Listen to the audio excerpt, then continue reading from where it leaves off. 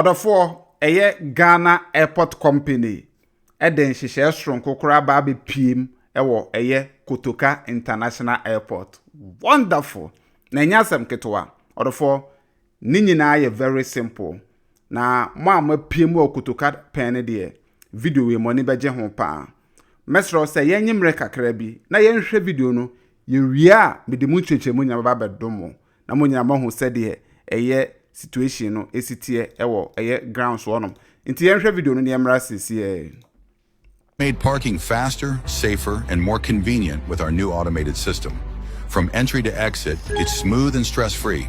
At the gate, our number plate recognition system reads your vehicle instantly, collects your ticket, park in any available space, and you're good to go. When it's time to leave, pay quickly at any booth, cashier point, or digital self-pay kiosk, using cash, card, or mobile money. After payment, you'll have 20 minutes to exit. No ticket needed. Our system recognizes your number plate and lifts the barrier automatically. With more pay points, more cashiers, we're here to serve you better. Digitized self-service payment kiosks to offer our customers the ease of payment will be activated in December 2025. I'd like to thank Ghana Airports Company Limited for this upgrade. I'm very impressed.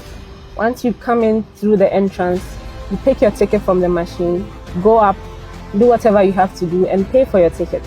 Once you are done, you can just drive through because the machine automatically identifies your number plate after scanning it. And then you can just go through. It's very convenient and very quick.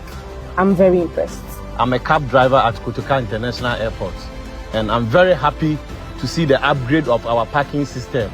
As soon as you enter, then you take your ticket and you go and pay. After you are getting exit,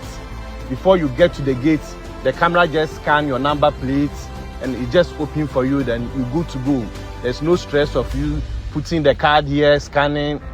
no stress.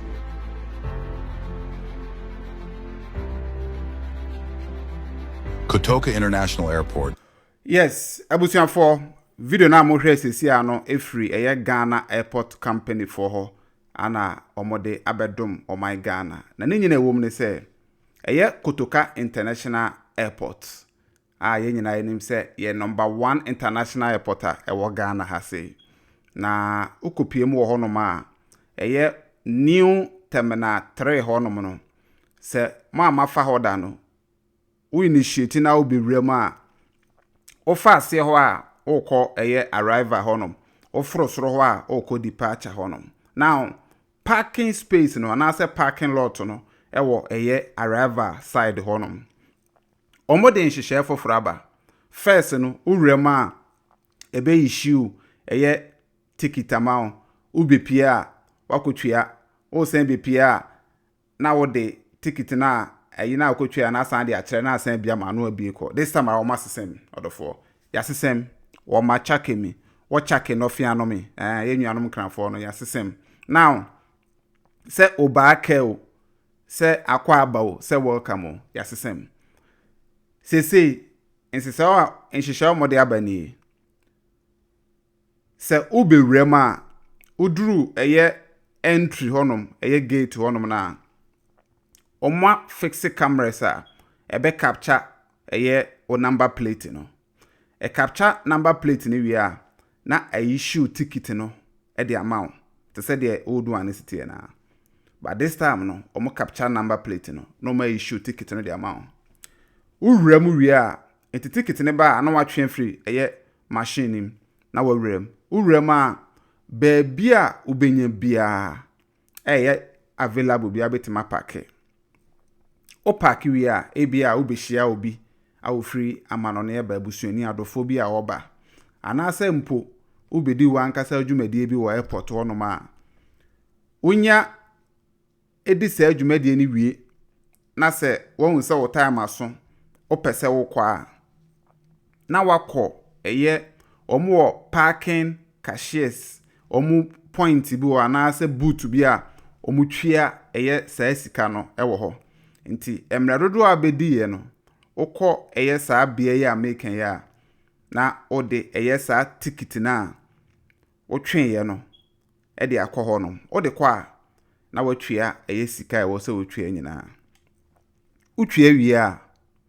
afei akonya wo ho se utimi pie edeko na ye nhye bibi nso se unye twa sika ni wie se kim e kire se emra wo ba bedi wo nom no wadi awie enti wo ko airport ne ma 20 minutes maximum of 20 minutes say after say watwa sa sika na wie no a wo ko no obetimi de adi wo airport wo after 20 minutes in there just osan akotwa foforo dofo nti enhye ho ne nso pan ho ne hiame enti utwa wie a ebia unipa na abehia na ba mapake bibia gu bag mai bibia oteka ne mo twan no ababetwa tu wie a upie akọ se upie akọ this time around no uduru exit point ho a eye gate ho no na camera na e capture wo entry no the same camera na bi wo exit ho enti uduru ho pe eno abesan capture eye wo number plate no nti e be recognize number plate no enya hu ni pe automatically na barrier bar na nkasa pagya nti barrier bar na nkasa pagya afi na watwam wona wokro no nti this time around no ensonso ya bemo exit point one ne say first no na nka ticket na wotwe no wo entry point wonom no wo de be kwa akɔhye sa machine ni me wo exit wonom no na no na pagya eye barrier bar na de amount. But this time around no omaye ne say uduru ho a automatically na eye camera na nkasa capture o number plate no na eno a abi na chese enkran forward dem kan say otilo ona okro na chese your way is your front na woko very simple. Now se woko counter honom eye parking cashier na honom omo hye counter honom omo eye point honom na wukotwa osika na obetima use cash obetima use card service card master card emu bia betima use obetima use eye momo mobile money bia betima use na sese no omamma from now till eye December free ne a wo hwe video ekopem December 2025 omode eye digitalized system bi eba hono ma obetimi atwa osika no so simple abra ehun hia so beko counter honom ana beko be bia parking cashiers no no akwa akotwa wan kasa obe bibia wo phone so abra wontu anamon enko be bia na watwa bibia I think say mpanifo timi de sa no ma egu akwanya mu wi oh my goodness afe na Ghana ye hu say ya migrate properly to the digital system. Yes. Entino ye hwe akwanya, ye hwe enemo say ombetimi upgrade to that level no. But say there upgrade aba ho no. Entino wa wokohu bia no. Se wokohia obi o, wokofa obi o. Se woko na wakogye obi kwan o, whichever way. Obu okra na se woko akogye obi kwan a departure ho no onya ba bia mpake. Oho ne ye drop off usi nipa na off your way una okro no enti no akwaye se ubeduru okro na eye military police for no ho asoja for police for no mjejina ho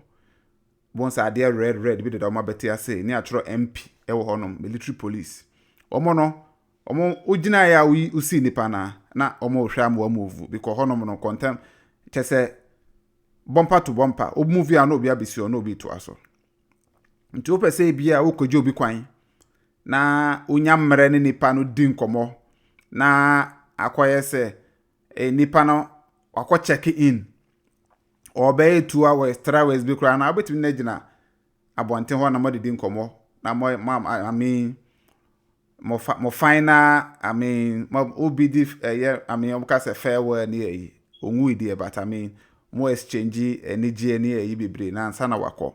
sa nyoma ni nyina no eya ade a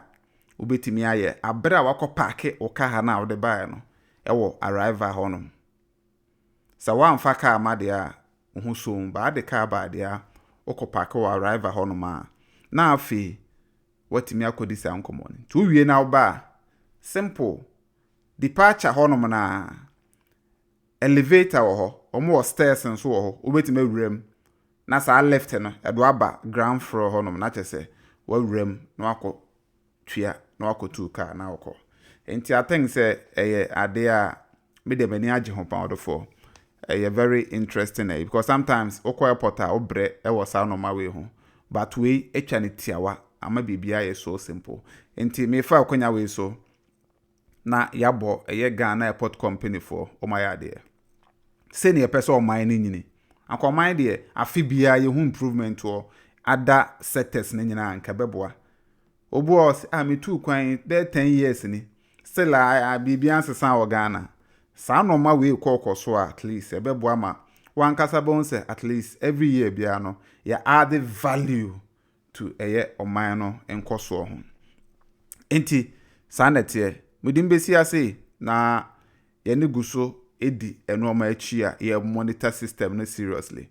enti say na no first time subscribe to your YouTube channel no COVTV COVTV uhwe logo na edini aspele guso pepepepe COVTV na Ghana ne gu ase ye wo YouTube ya subscribe na mia notification bell no so said be ya e de video bi ato ho abenya bi no ahwe obetimi nso a follow yen e wo Facebook ana TikTok edin kro na obetimi ene edin sa wo so e bia nkomo foforo bi wa person ne edi a your WhatsApp number da bi da your screen ase number ne ba akopɛ the number ne ba akopɛ obi afra wo say ye meeting o baby Zoom meeting WhatsApp meeting oboa agese number we ankasa afra na ebia nkomo bi wono ma ye ne wadi enye sa number foforo bi a chato a oboa enti enhye ne so pa ewo sa kwan so ye fra me chairman ye be send ye hyiemu enche makramo bye bye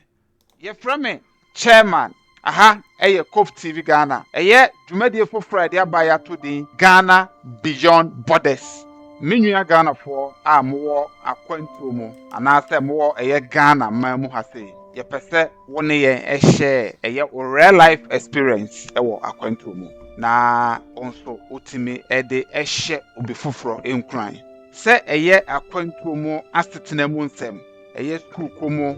visa semu adwuma semu aware mu semu anase nsem bi a wate a afoforo bi ka na okra wona uwa anu ye bebre uwa futo bebre uwa adwenkyere bebre ye ma wo saa kwanya no fa ye WhatsApp number na ego screen ase no na ni ye ni nsa wo so na ye moa na